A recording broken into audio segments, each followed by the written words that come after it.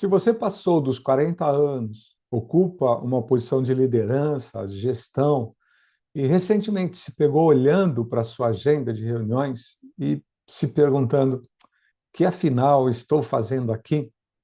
Peço que você pare um minuto. Hoje eu quero trazer algumas questões para você refletir sobre esse momento de vida e que você está passando. Eu sou Eduardo Rariz e há mais de 30 anos ajudo pessoas a desenvolverem suas habilidades enquanto gestores através de mentorias, de processos de capacitação e desenvolvimento. Bem, no caso acima, é possível que a cartilha do mercado vai te dizer que você pode estar sofrendo burnout. Ou então o coachismo de prateleira vai sugerir que você perdeu o mindset vencedor e que precisa reatar com as suas próprias metas. Pois é, isso você vai cansar de ouvir, mas deixa eu te dar um diagnóstico psicológico bem diferente, baseado em mais de 40 anos de desenvolvimento e de conhecimento dos bastidores corporativos. Quero dizer para você que esse seu questionamento não é um sinal de que você está quebrando internamente. Ele é um sinal de que você finalmente amadureceu. O que a maioria chama de crise de meia-idade corporativa é, na verdade, a falência da liderança por adestramento.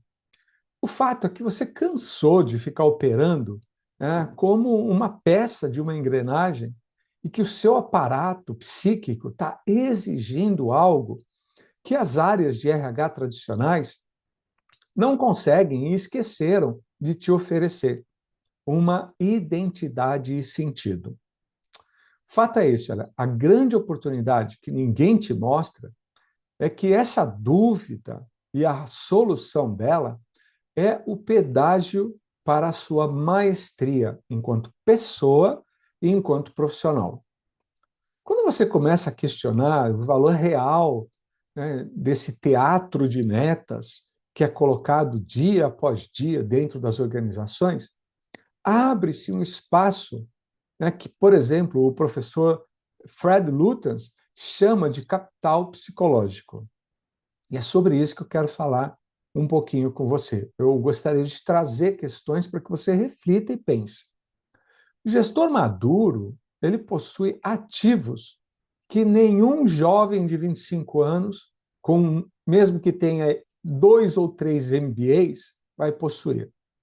Você tem repertório clínico de comportamento humano. Você já viu, viveu crises subirem, descerem, acontecerem e se apagarem. Você sabe ler o silêncio de uma sala de reuniões. A maioria comum não consegue perceber isso, porque ela está ocupada demais tentando parecer jovem ou correndo atrás de novas ferramentas ágeis que vão mudar ou prometem mudar alguma coisa no próximo ano. O fato é que o aspecto positivo e negligenciado dessa maturidade de gestão é a transição, né, de uma força bruta para uma precisão cirúrgica. Ou seja, você está parando de olhar a ferramenta em si ou aquela peça visualmente disponível no cenário daquele momento. Você está começando a enxergar o cenário como um todo e sendo capaz de unir essas peças e ter uma compreensão do que tudo isso representa. E para isso, já adianto para você, você não precisa trabalhar 16 horas por dia para provar que tem valor. Você precisa de 15 minutos de uma intervenção certa, na cultura certa, do jeito certo, para salvar todo um projeto.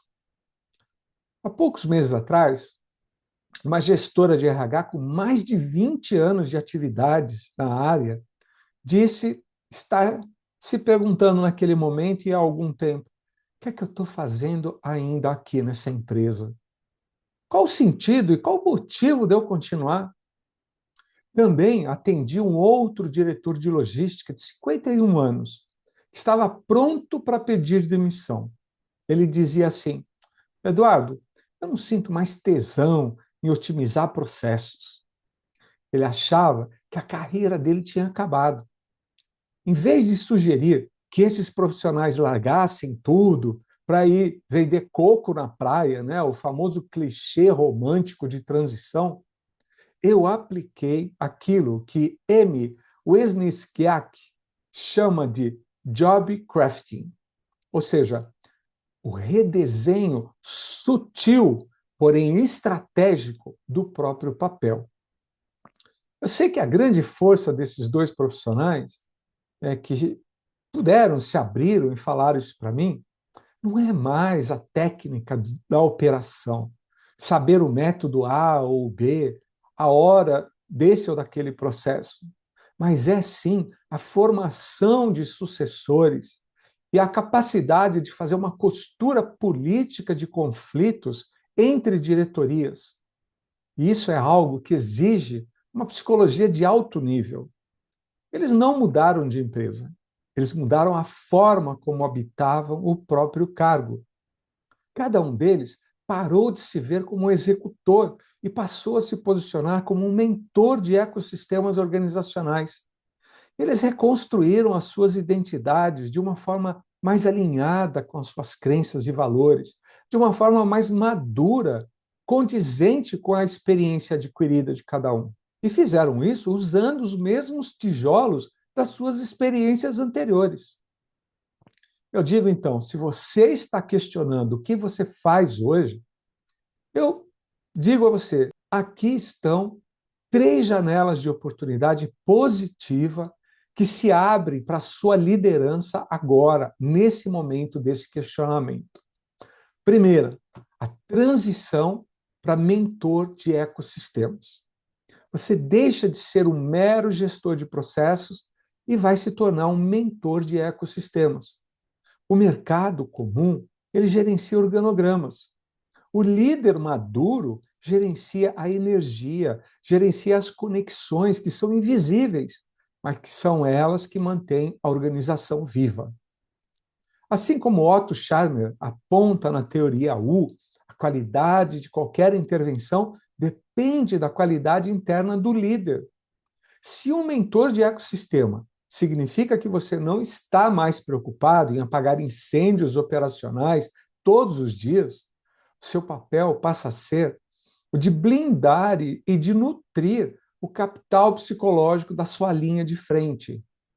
Dessa maneira, você garante que esse ecossistema respire, mesmo sob a pressão implacável de um conselho, de uma diretoria ou do mercado.